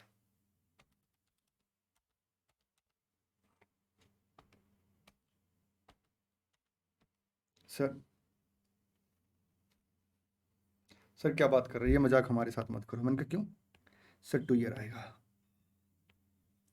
बेटा मैंने जानबूझ कर 3 लिखा था क्योंकि बच्चे ना यहाँ पे पता क्या गलती करते हैं, उन्हें हैबिट पड़ी होती है। अच्छा डायग्राम 3 ईयर्स का है तो 3 ईयर्स लिख देते हैं। बेटा प्लीज ध्यान दें, या तो ऑप्शन क्या होगा, यहाँ वेस्ट हो जाएगा। अगर यहाँ पे सर 14% की जगह 16% अर्निंग में एक्चुअल कर लेता तो सर पता मैं क्या करता, 95,000 इंटू 30 डिवाइड बाई सर 1:1। अब पहले साल सर टारगेट अचीव नहीं हुआ तो मैं क्या करूंगा, गो for second year. Third year की यहाँ पे बात ही नहीं हो रखी, ठीक है जी सर। ये आएगा आपका 14,25,000। मैं एंट्री क्या पास करूंगा, employee compensation expenses account debit to ESOP account, P&L account debit to employee compensation expenses, ठीक जी सर। अब यहाँ पे देखिए sir, 91,000 ESOP expected to avail है, फेयर वैल्यू 30 है। अच्छा 2 ईयर एक्सपायर हो गए हैं जी सर। अगर यहाँ पे सर टारगेट अचीव हो जाए 13% का तो वेस्टिंग पीरियड भी क्या है सर, 2 ईयर। लेकिन अगर आप देखेंगे सर टारगेट अचीव नहीं हो पाया तो हम क्या करेंगे, go for 3rd year.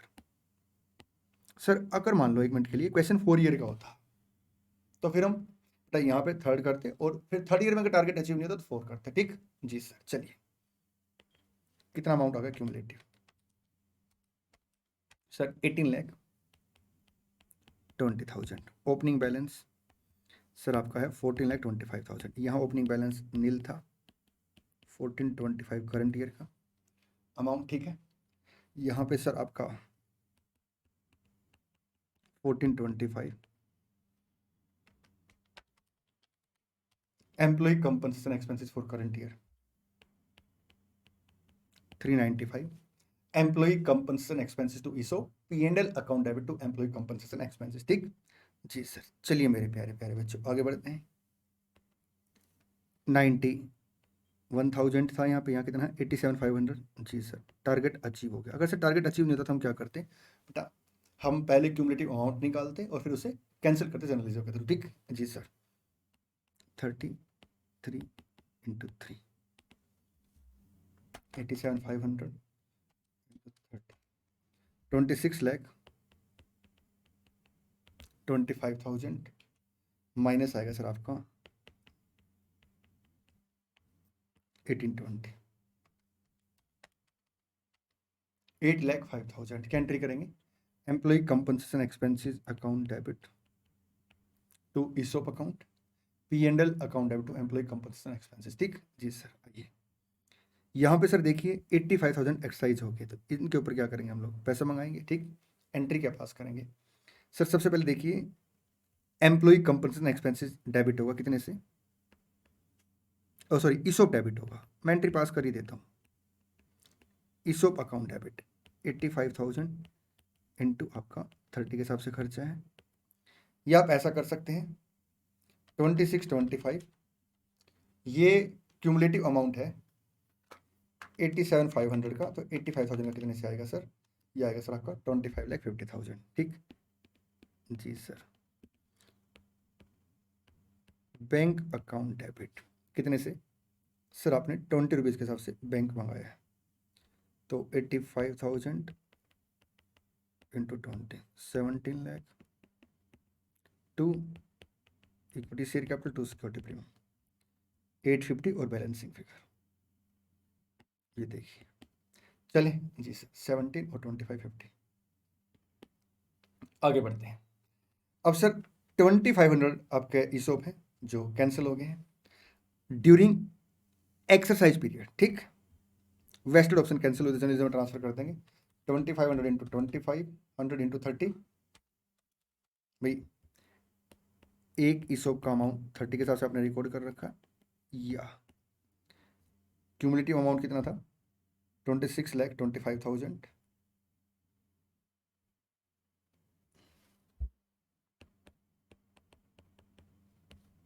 Divide by आपका 87,500 इंटू 2500,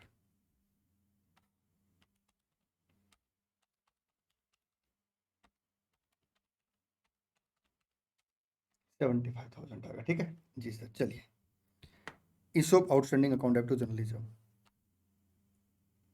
क्वेश्चन नंबर 7 बहुत ही प्यारा क्वेश्चन है। एक कॉन्सेप्ट पहले मैं आपके साथ डिस्कस करूंगा, आप एक बार क्वेश्चन पढ़िए, उसके बाद ये इलस्ट्रेशन आपको सबसे आसान लगेगा। जैसे 6 बिल्कुल आसान लग रहा है ना, उसी तरह ये भी आसान लगेगा। पढ़िए जल्दी से एक बार वीडियो को पॉज करके क्वेश्चन ना। आइए पहले कुछ कॉन्सेप्ट डिस्कस करते हैं, फिर इस क्वेश्चन को डिस्कस करेंगे।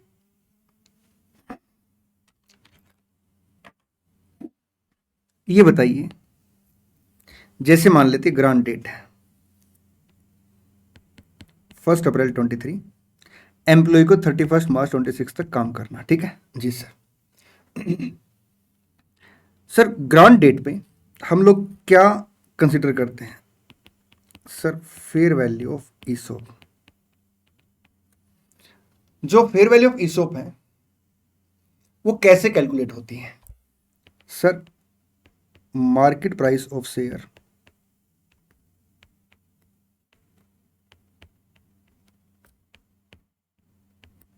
ऑन ग्रांट डेट, ठीक है, माइनस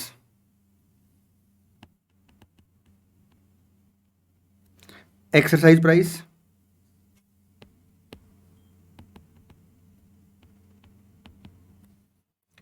प्लस माइनस फैक्टर्स।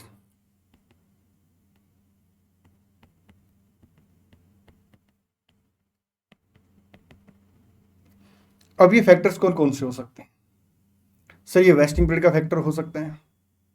ठीक है जी सर, कितना वेस्टिंग पीरियड है, या इसमें सर कुछ कंडीशन भी लग सकती है, performance base sir wasting condition हो सकती है। ठीक है जी सर। सबसे पहले सर आपको मैं एक बात बताता हूं, 1 मिनट के लिए फैक्टर को इग्नोर कर दो आप थोड़ी सी देर के लिए। सर कर दिया इग्नोर। अगर market price of grant date मान लो 100 है, ठीक है, और एक्साइज प्राइस मान लो 30 है, या 30 इस क्वेश्चन में दे रखा, कहीं आप ये सोचोगे सर सेम अमाउंट ले लिया आपने। मान लेते सर इसे 160 कर लेते हैं और ये मान लो 50 है, तो कितना अमाउंट आ गया 110। मान लो सर ये अमाउंट आपका 75 है। इसका मतलब क्या है कि एक्सरसाइज प्राइस अगर बढ़ेगा, हम एम्प्लॉय से ज़्यादा पैसे लेंगे, तो सर अपना इंट्रिंसिक वैल्यू क्या होगी, गिरेगी।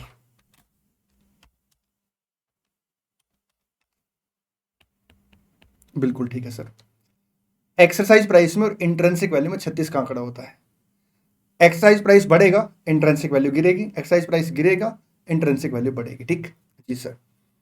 सर जैसे 25 का डिफरेंस है तो 25 का डिफरेंस ही आएगा इंट्रिंसिक वैल्यू में, लेकिन हमें सर इंट्रिंसिक वैल्यू कैलकुलेट नहीं करनी होती, हमें क्या कैलकुलेट करना होता है, फेयर वैल्यू कैलकुलेट करनी होती है। इसलिए हम लोग क्या करते हैं साहब, इंट्रिंसिक वैल्यू में इंपैक्ट लेके चलते हैं, ठीक, फैक्टर का।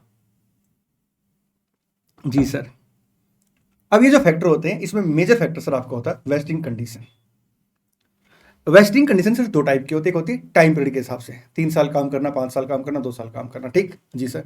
एक होती है परफॉर्मेंस के हिसाब से। परफॉर्मेंस में सर 2 तरीके की कंडीशन होती है आगे ना परफॉर्मेंस बेस में, एक मार्केट बेस, एक एंटिटी बेस। मार्केट बेस का मतलब है जो मार्केट के फैक्टर को कंसिडर करते हैं, like value of the share, fair value of the share, sir ये मार्केट बेस कंडीशन है। अगर मार्केट बेस परफॉर्मेंस कंडीशन है तो हम उसका impact already sir grant date पे कंसीडर कर चुके होते हैं, हमें फर्दर उसका कोई इंपैक्ट नहीं लेना होता, ठीक। ये गाइडेंस नोट की बातें हैं।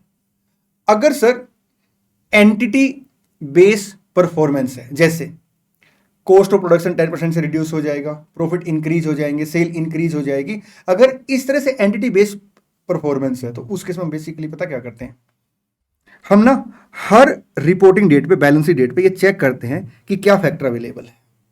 और उस फैक्टर के हिसाब से फिर हम लोग क्या करते हैं, ग्रांट डेट पे जो फेयर वैल्यू होती है उसे कंसीडर करते हैं। ठीक जी सर। आइए मैं एक काम करता हूं, जो मैंने अपने बैच के अंदर ना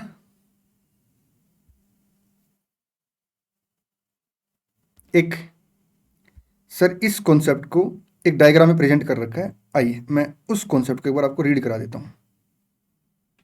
wasting conditions are of two types, on time period basis already discuss, मतलब ये हमने क्लास में जब लिखवाया था तो पहले इसको डिस्कस कर लिया था अलग से। ठीक है, on performance basis oblique performance condition, market base performance हो सकती है, नॉन मार्केट बेस हो सकती है। ठीक है, market base linked with market parameter increase in share price, its impact already consider while calculating fair value of option on grant date.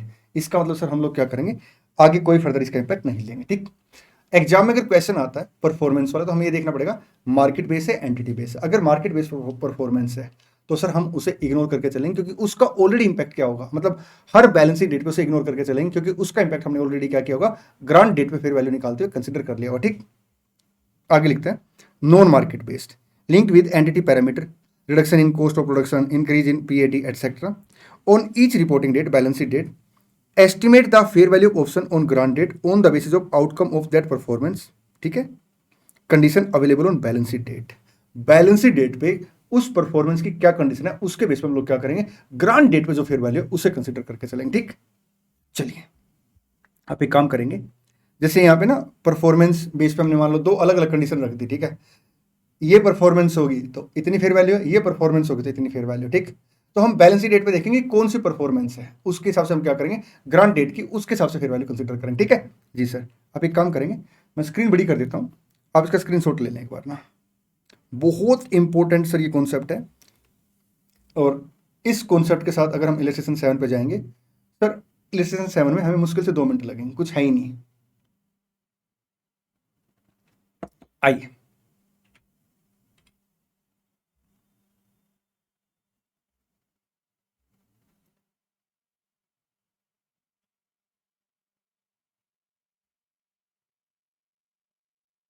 देखिए illustration 7, at the beginning of year 1 an enterprise grant 10,000 stock option to a senior executive. ठीक है, conditional upon the executive remaining in the employment of the enterprise until the end of the year 3। 3 साल sir उसे service देनी पड़ेगी। ठीक है, 3 साल sir उसे काम करना पड़ेगा, तो ये सर आपका क्या हो गया, टाइम पीरियड के बेस पे कंडीशन होगी। ठीक है, द एक्सरसाइज प्राइस इज 40, 40 रुपये उसे पे करने पड़ेंगे। ठीक है, however the exercise price drop to 30, हमने एम्प्लॉय को ऑप्शन दे दिया कि जो आपसे हमने 40 रुपीज मांगने हैं हम 30 रुपीज ले लेंगे, if the earning of the enterprise increase by at least an average of 10% per year over the 3-year period। अगर अगले 3 साल में जो कंपनी के प्रॉफिट की एवरेज है वो 10% से, ये देखिए, इफ द एंटरप्राइज, अच्छा earning, profit in earning, if the earning of the enterprise, अगर एंटरप्राइज की अर्निंग जो है वो एटलीस्ट 10% से हर साल अगले 3 साल के लिए क्या हो जाए, इंक्रीज हो जाए। सर ये परफॉर्मेंस कंडीशन है बिल्कुल। क्या ये एंटिटी बेस है? हाँ जी, क्योंकि इसमें एंटिटी की अर्निंग देखी जाएगी, मार्केट के बेस पे नहीं। अगर मार्केट के बेस पे होता था सर हम इसको कंसिडर ग्रांट डेट पे कर लेते, हर बैलेंसिंग डेट पे सर हम लोग कंसिडर नहीं करते। ठीक है, क्योंकि सारा इंपैक्ट हमने ग्रांट डेट पे जो फेयर वैल्यू उसमें ले रखा होगा। ठीक, लेकिन ये सर अगर आप देखेंगे तो आपका एंटिटी बेस परफॉर्मेंस है, तो हम हर बैलेंसिंग डेट पे देखेंगे कि एंटिटी किस कैटेगरी के अंदर आ रही है। ठीक जी sir. On the grant date, the enterprise estimate that the fair value of the stock option with an exercise price of rupees 30 is 16 per option। ये देखिए सर, अगर एक्साइज प्राइस 30 है तो ऑप्शन की वैल्यू कितनी है, 16। If the excise price is 40 तो enterprise estimate that the stock option have a fair value of कितनी, 12। क्योंकि 36 का आंकड़ा साहब, एक्साइज प्राइस गिरेगी तो फिर वैल्यू बढ़ेगी, एक्साइज प्राइस बढ़ेगा तो फिर वैल्यू गिरेगी। ठीक है जी सर। आइए इसको डायग्राम से प्रेजेंट करते हैं क्वेश्चन को। डेट डाल रखी नहीं सर, ईयर वाइज इंफॉर्मेशन है, ईयर 1 2 3।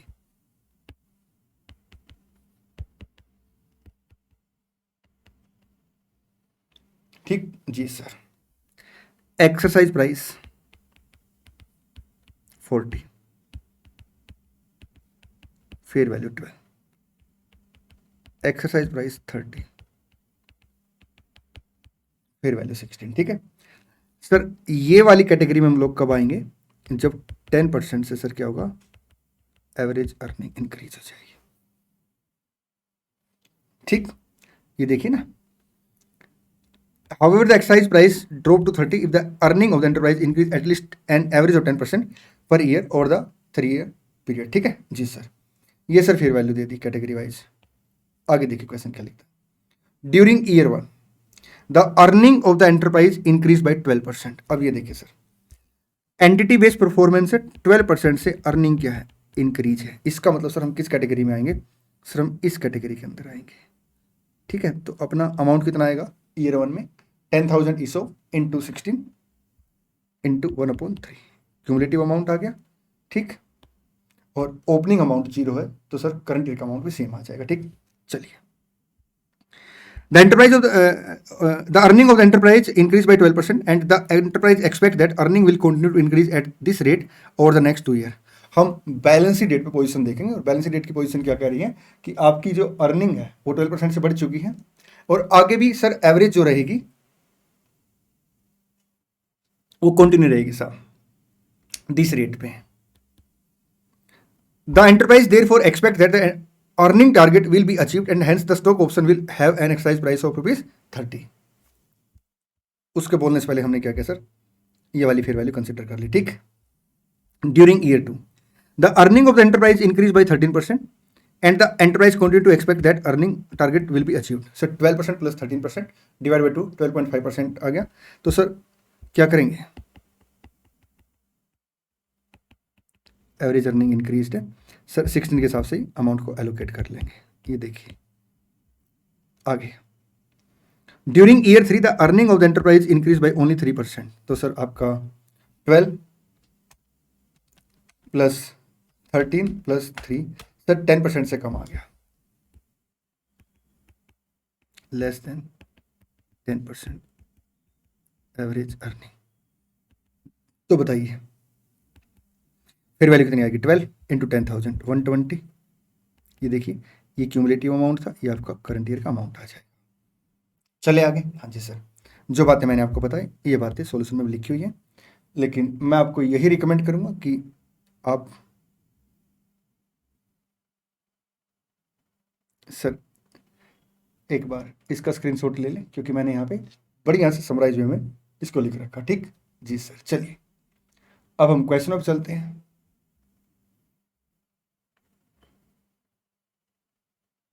देखिए जो लास्ट में क्वेश्चन दे रखे सर, आपका क्वेश्चन नंबर 1 बिल्कुल एक डुप्लीकेट क्वेश्चन, ऐसा क्वेश्चन हो चुका है।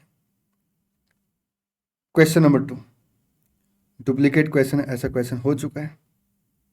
क्वेश्चन 3 आपका डुप्लीकेट क्वेश्चन, ऐसा क्वेश्चन हो चुका है।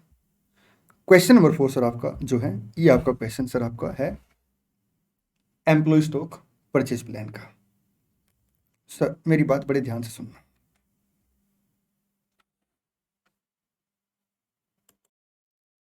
कंपनी एम्प्लॉय को कहती है आज के दिन कि एम्प्लॉय जी एक काम करो, हम आपको अपनी कंपनी के 10,000 इक्विटी शेयर देंगे एट द रेट ₹40 मान लो। ठीक है, और मार्केट प्राइस सर कितना है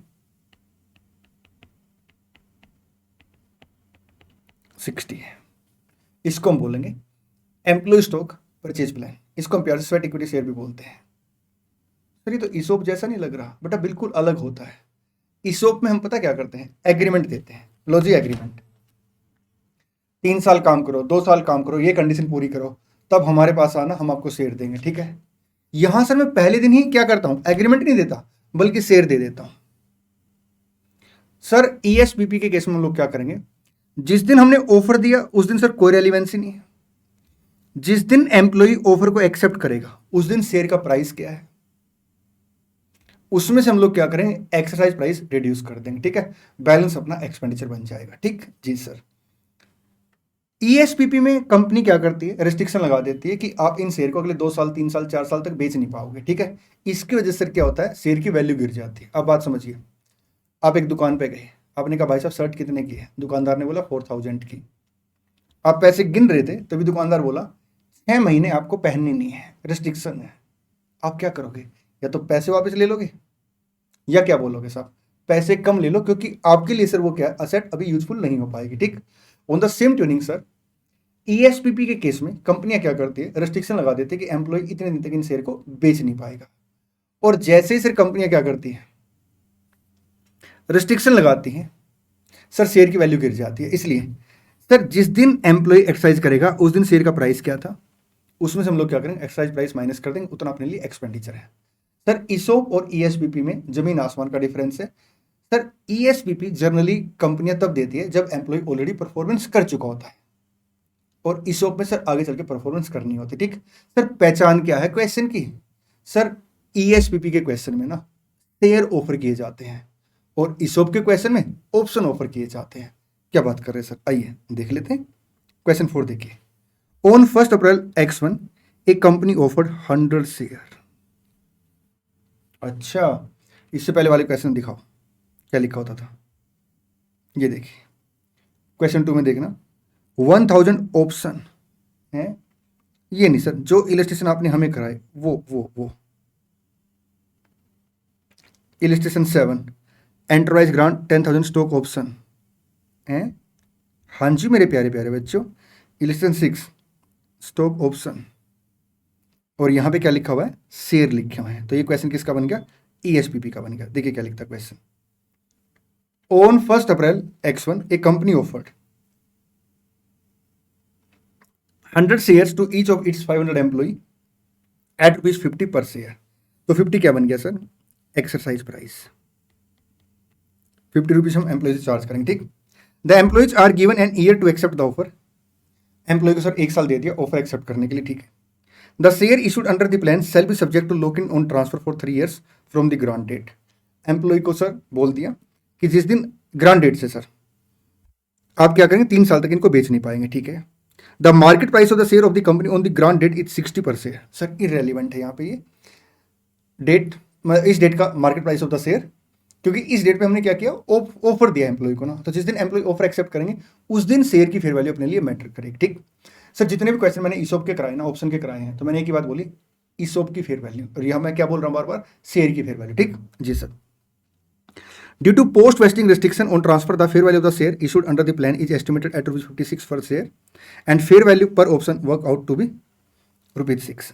ठीक, अब ये जो ऑप्शन लिखा ना इसने, ये ईएसपीपी के लिए लिखा है,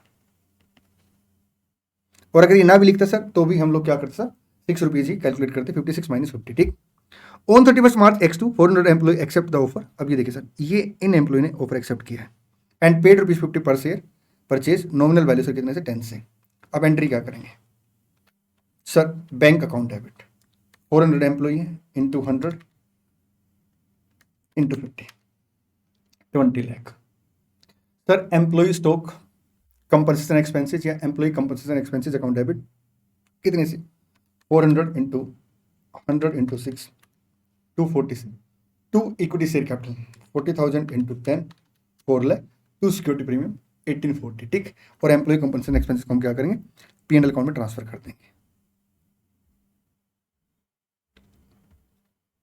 ये देखिए बैंक अकाउंट डेबिट, आपका employee stock option expenses account debit,